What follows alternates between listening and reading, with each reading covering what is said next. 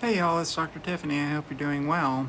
Well, I'm a little groggy this morning because of the apocalyptic grade sounding storm that came through last night. And I wanted to bring a little awareness to this right here. Today, you would never know that it happened looking out there. Sunny skies and nice, peaceful everything. So this is the storm that came through last night while it was forming up. It became what was called derecho, which is Spanish for straight ahead, because it's kind of a self-sustaining, almost like a land, it's like a self-sustaining gigantic storm that can go hundreds of miles, and it'll bring 70-mile-an-hour plus winds like through the entire time that it went, and it did indeed. I think hit Shreveport with about 90-mile-an-hour winds last night.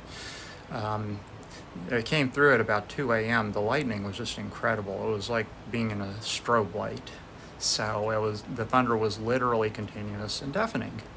So these things are capable. There was one in Iowa a couple of years ago that brought 135-mile-an-hour winds. So they are capable of doing hurricane-level destruction.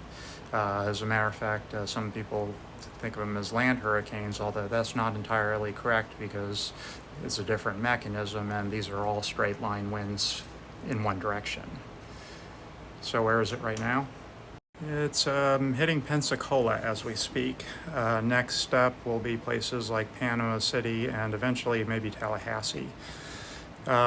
Keep in mind, this storm only formed as like I was watching them last night because they were like there were some supercells in Oklahoma, and I'm a kind of hobby storm chaser type person. I was watching them, and they basically just kind of grew together and formed this monster at around 10 p.m.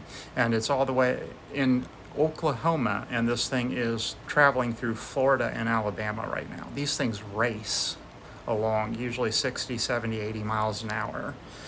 So they're actually threats to life and limb because literally they're hurricane force winds. Probably about half the city of Shreveport's without power. We got lucky. I have power both at my office and at home, thank God, because it's going to be ungodly hot today. It always seems to be after these things. But I just want to make you aware of something you may not know about. It's got a weird name, derecho, but it is something, if you ever hear of it coming, it is the kind of thing you go inside and you try not to be in a trailer or something like that.